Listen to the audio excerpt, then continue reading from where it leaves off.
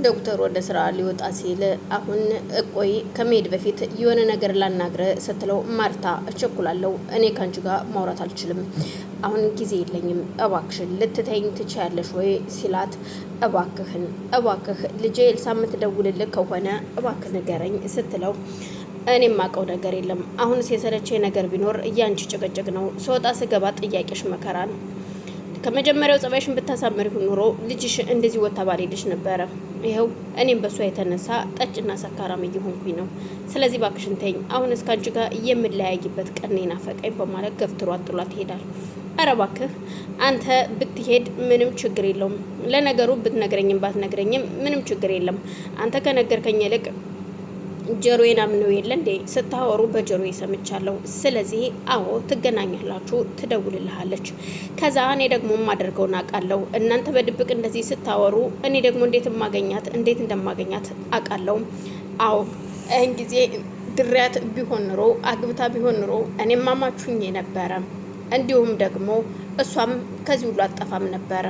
ስለዚህ እያንዳንዱ ኤልሳ እንድትጠፋ የሆኑትን ሰዎች ምክንያት የሆኗትን ሰዎች እያንዳንዳቸው እየተከተልኩ አጠፋቸዋለሁ። ከዛም በኋላ ኤልሳን እንዴት እንደማመጣት እኔ አውቃለሁ። ማንንም መጠየቅ አይጠበቅብኝም። ምናልባት አንተም ዛሬ እንደዚህ ገፍትረኝ ሂደት ሊሆን ይችላል። እኔም አደርገውና ቄለ እንዴ በማለት እየዛተች እሱ ዶክተርም ወደ ስራው ይሄዳል።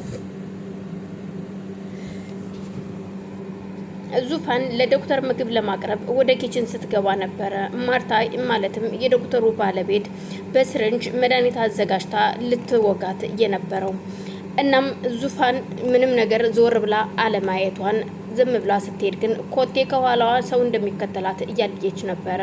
ቅድሚያ ከመግባቷ በፊት ወደ ኪችን ምን ፈልገሽ ነው ስትላት አይ ለዶክተሩ ምግብ ልሰጠው ፈልጌ ነበረ።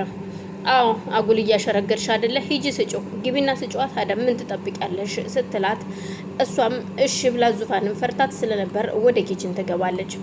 እሷም ተከትላ መታ መድኃኒቱን ትከሻ ላይ ልትወጋት እጇን ስትሰነዝር ነበረ። በድንገት ስልኳ ሲጮህ የወይዘሮ ማርታ ስልክ ቫይብሬቱም ሊቀሰቅስባት እሷን ዞር ትላለች ብላ አስባ ስለነበረ መድኃኒቱንም ሳትወጋት ጥላት ዞር ትላለች። ዙፋንም ስልኳን ከኪሷ ውስጥ አውጥታ ስታይ ማንም አልደወለላትም። ዞር ስትል ግን ምንም አይነት ሰው የለም። ግን ኮቲ እንደሰማች እያየች ስለነበረ በቃ ይቺ ሴትዮ ተይዛኛለች፣ የሆነ ነገር ልታደርገኝ ነበር ማለት ነው እንግዲህ። ስለዚህ ከዚህ በኋላ ይችን ሴትዮ መጠንቀቅ አለብኝ። በቀደም ለታ ምኞት ደርሳ ህይወቴን አተረፈችው፣ ዛሬ ደግሞ እንደዚህ ምን አይነት ሴት ናት በማለት ግራ ተጋብታ ወደ ቤት እንደመጣች ምኞትን ነበር ማናገር የፈለገችው። ምኞት እባክህን ወንድሜ ወደ ውስጥ ግባ፣ ምኞትን ማናገር ፈልጋለሁ ስትለው እንኳን ምኞትም ፈገግ ብሎ እሱም እሺ እኔ ሚስጥራችሁን እንዳልሰማ ነው በማለት ቀልዶ ትቷቸው ወደ ውስጥ ይገባል።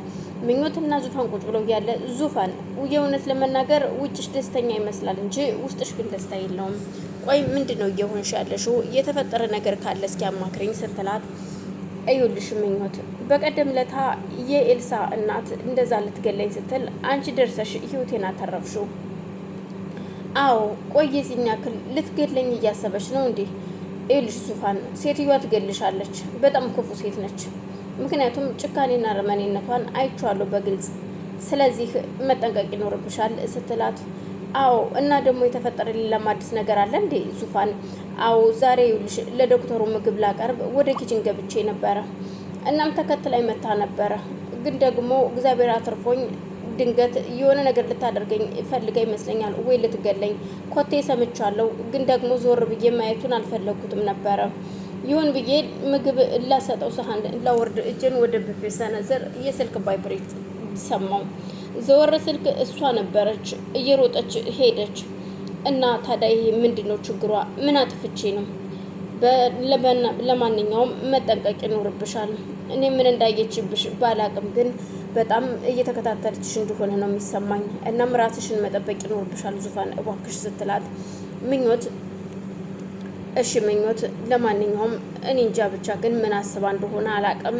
ብቻ እኛ እኮ ስለ ኤልሳ ምንም የምናውቀው ነገር የለም። ኤልሳ እርግጥ በጣም ጥሩና ምስኪን ልጅ ናት፣ ግን እኛ ምን አደረግናት? እኛ ጥፊ ያላልናት። እኛም እንደሷ ተጨንቀን ዶክተርም ተጨንቆ ስለነበረ ነው እንጂ ሌላ ምን ያደረግነው ነገር አለ አይመስለኝም። ሴትዮዋ ምን ፈልጋ እንደሆነ ባይታወቅም በረከት ቤቱን ለመሸጥ እየተነጋገረ ነው። ምኞት እንደዛ ራሷን ስታ በወደቀችበት ሰዓት እንደተኛች እንቅልፍ እንደያዛት ስለነበር ስልክ ሲደወልለት በቃ እሺ መጣው በማለት ቁጭ ብድግ እያለ በድንጋጤ ነበር ከመኝታ ቤት እየወጣው። ከመኝታ ቤት ሲወጣ ምኞት ብቻዋን ነበረች። ዙፋን ወደ መኝታ ቤቷ ሄዳለች። ማንም ሰው አልነበረም። በረከት ቤቱን ለመሸጥ እየተነጋገረ ነው።